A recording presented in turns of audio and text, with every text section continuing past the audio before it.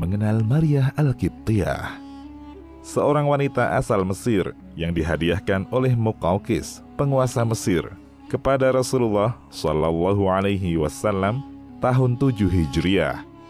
Setelah dimerdekakan, lalu dinikahi oleh Rasulullah dan mendapat seorang putra bernama Ibrahim. Sepeninggal Rasulullah, dia dibiayai oleh Abu Bakar, kemudian Umar, dan meninggal pada masa kekhalifahan Umar. Dari Mesir ke Yathrib. Tentang nasab Maryah, tidak banyak yang diketahui selain nama ayahnya. Nama lengkapnya adalah Maryah binti Syama'un, dan dilahirkan di dataran tinggi Mesir yang dikenal dengan nama Hafn. Ayahnya berasal dari suku Qibti, dan ibunya adalah penganut agama Masehi Romawi. Setelah dewasa, bersama saudara perempuannya Sirin, Maryah dipekerjakan pada Raja Muqawqis.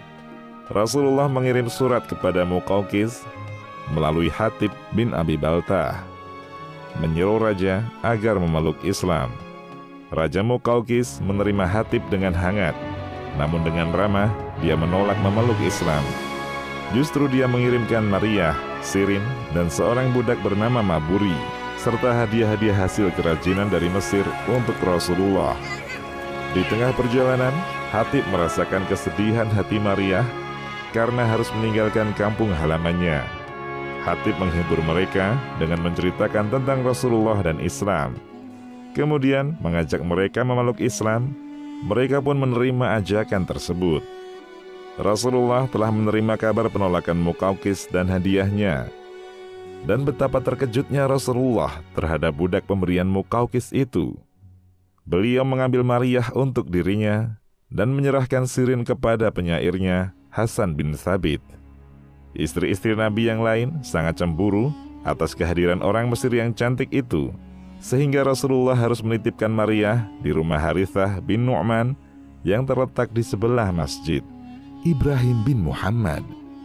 Allah menghendaki Maryah Al-Qibtiyah melahirkan seorang putra Rasulullah setelah Khadijah radhiyallahu anha. Betapa gembiranya Rasulullah mendengar berita kehamilan Maryah, terlebih setelah putra-putrinya yaitu Abdullah, Qasim, dan Ruqayyah meninggal dunia. Maryah mengandung setelah setahun tiba di Madinah.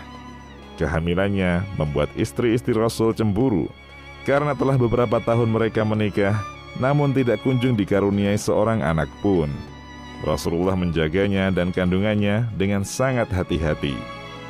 Pada bulan Dzulhijjah tahun ke-8 Hijriah, Maryah melahirkan bayinya yang kemudian Rasulullah memberinya nama Ibrahim demi mengharap berkah dari nama bapak para nabi, Ibrahim alaihi salam. Lalu beliau memerdekakan Maryah sepenuhnya. Kaum muslimin menyambut kelahiran putra Rasulullah dengan gembira. Akan tetapi, di kalangan istri Rasul lainnya, api cemburu tengah membakar. Suatu perasaan yang Allah ciptakan dominan pada kaum wanita. Rasa cemburu semakin tampak bersamaan dengan terbongkarnya rahasia pertemuan Rasulullah dengan Maryah di rumah Hafsah. Sedangkan Hafsah tidak berada di rumahnya. Hal ini menyebabkan Hafsah marah. Atas kemarahan Hafsah itu, Rasulullah mengharamkan Maryah atas diri beliau. Kaitannya dengan hal itu, Allah telah menegur lewat firman-Nya yang artinya, Hai Muhammad, mengapa kamu mengharamkan apa yang Allah menghalalkannya bagimu? Kamu mencari kesenangan hati istri-istrimu? Dan Allah Maha Pengampun, lagi Maha Penyayang. Quran Surat At-Tahrim ayat 1. Aisyah mengungkapkan rasa cemburunya kepada Maryah. Aku tidak pernah cemburu kepada wanita, kecuali kepada Maryah, karena dia berparas cantik, dan Rasulullah sangat tertarik kepadanya. Ketika pertama kali datang, Rasulullah menitipkannya di rumah Harithah bin Nu'man al-Ansari. Lalu dia menjadi tetangga kami. Akan tetapi, beliau seringkali di sana siang dan malam. Aku merasa sedih. Oleh karena itu, Rasulullah memindahkannya ke kamar atas. Tetapi beliau tetap mendatangi tempat itu. Sungguh, itu lebih menyakitkan bagi kami. Di dalam riwayat yang lain dikatakan bahwa Aisyah berkata, Allah memberinya anak, sementara kami tidak dikaruniai anak seorang pun. Beberapa orang dari kalangan golongan munafik menuduh Maryah telah melahirkan anak hasil perbuatan Sirong dengan Maburi, budak yang menemaninya dari Mesir dan kemudian menjadi pelayan bagi Maryah.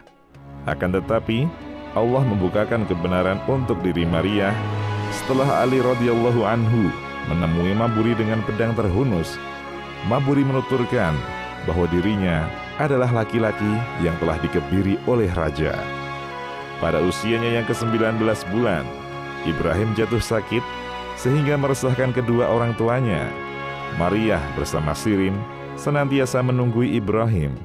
Suatu malam, ketika sakit Ibrahim bertambah parah, dengan perasaan sedih, Nabi bersama Abdurrahman bin Auf pergi ke rumah Maryah. Ketika Ibrahim dalam keadaan sekarat, Rasulullah Shallallahu Alaihi Wasallam bersabda, "Kami tidak dapat menolongmu dari kehendak Allah, wahai Ibrahim." Tanpa beliau sadari, air mata telah bercucuran.